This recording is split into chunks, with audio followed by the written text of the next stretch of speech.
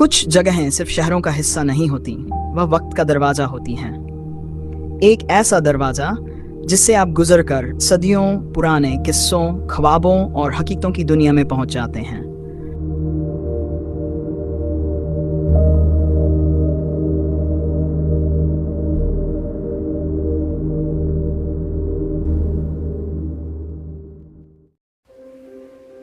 आज हम एक ऐसे ही दरवाजे पर खड़े हैं, सखर रेलवे स्टेशन, जिसे तारीखी तौर पर सिंध का दरवाजा कहा जाता है।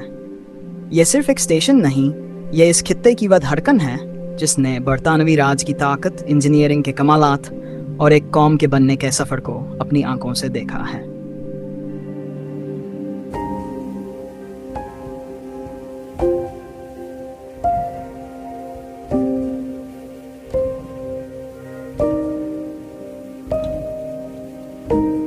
मैं जब भी किसी पुराने रेलवे स्टेशन पर आता हूँ, मुझे लगता है जैसे मैं वक्त में सफ़र कर रहा हूँ। यहाँ की हवा में रेल की सीटियों के साथ साथ उन लाखों मुसाफिरों की कहानियाँ भी गूंजती हैं जो यहाँ से गुजरे।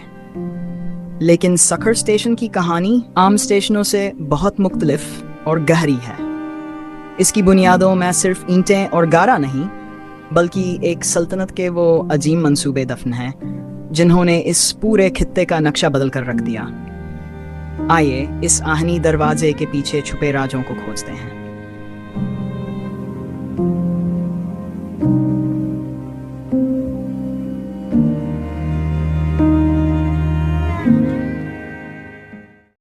इस स्टेशन की कहानी को समझने के लिए हमें 19वीं सदी के हिंदुस्तान में वापस जाना होगा, जब ब्रिटानवी सल्तनत अपनी जड़ें मजबूत कर रही थी।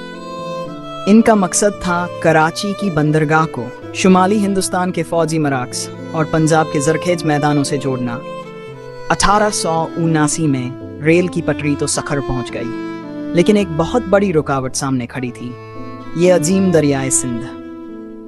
पुल के बगैर रेल का सफर यहाँ आकर टूट जाता था। एक स्टीम फेरी सिस्टम था जो एक वक्त में सिर्फ 8 वैगनों को दरिया के एक किनारे से दूसरे किनारे तक पहुंचाता था। ये एक मुश्किल, थका देने वाला और बहुत सुस्त अमल था। सल्तनत को रफ्तार चाहिए थी, अपने फौजियों और वसाइल के लिए एक बिला तात्तुल रास्ता चाहिए था। इस एक रुकावट ने उन्हें एक ऐसे शाहकार को जन्म देने पर मजबूर किया जिसने तारीख रकम कर दी। ये है वो मुहर्रिक, लैंसडाउन पुल। 1889 में जब ये पुल मुकम्मल हुआ तो ये दुनिया का सबसे लंबा कैंटिलीवर पुल था। इसकी तामीर के बगैर सखर रेलवे स्टेशन का वजूद शायद वैसा न होता जैसा आज है। अक्सर लोग समझते हैं कि स्टेशन और पुल एक साथ बने, लेकिन सच ये है कि इस पुल की तकमील के 2 साल बाद 1891 में इस स्टेशन का बाकायदा इफ्तिताह हुआ, क्योंकि जब तक दरिया पर फतह हासिल नहीं की गई, यहाँ एक बड़े स्टेशन का कोई फायदा नहीं था। ये पुल सिर्फ लोहा और स्टील नहीं, ये ब्रिटानवी इंजीनियरिंग की जिद और ताकत का मजहर था, और ये स्टेशन इसी फतह का जश्न था।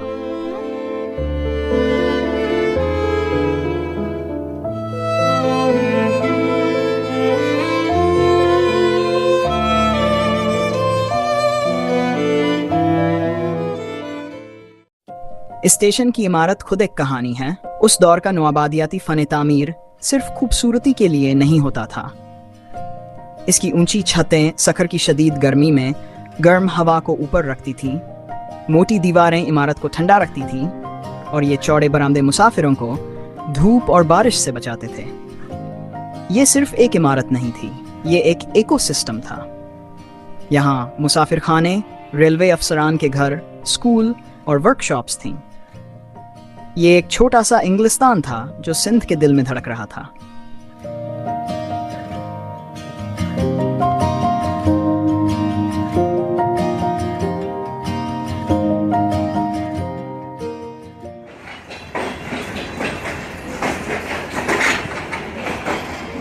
आज भी ये स्टेशन पाकिस्तान रेलवे का एक अहम इंतज़ामी डिवीज़न है, लेकिन एक दिलचस्प बात यह है कि ज़्यादातर बड़ी एक्सप्रेस ट्रेनें यहाँ सखर में नहीं, बल्कि दरिया के उस पार रोहड़ी जंक्शन पर रुकती हैं।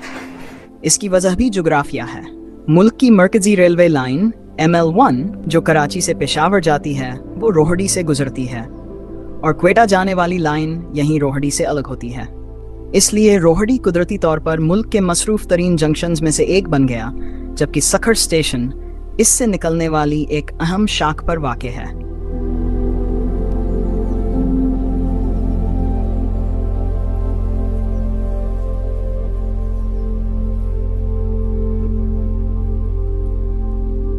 ये पुराना इंजन, ये भी एक तारीख है। ये हमें उस दौर की याद दिलाता है जब सफ़र भाप और कोयले की ताकत से होता था। आज इसकी जगह डीजल और इलेक्ट्रिक इंजनों ने ले ली है, लेकिन इसकी खामोशी में भी एक शान है।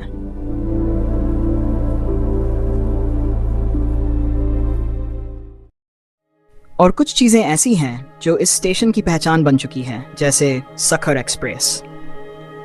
ये ट्रेन रोज़ाना कराची और जैकबाबाद के दरमियान चलती है और इसका नाम ही इस शहर और स्टेशन से जुड़ा हुआ है।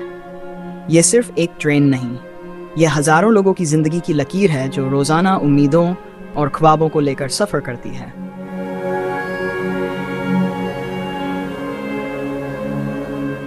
लेकिन इस स्टेशन की तारीख में एक अलमनाक बाब भी है।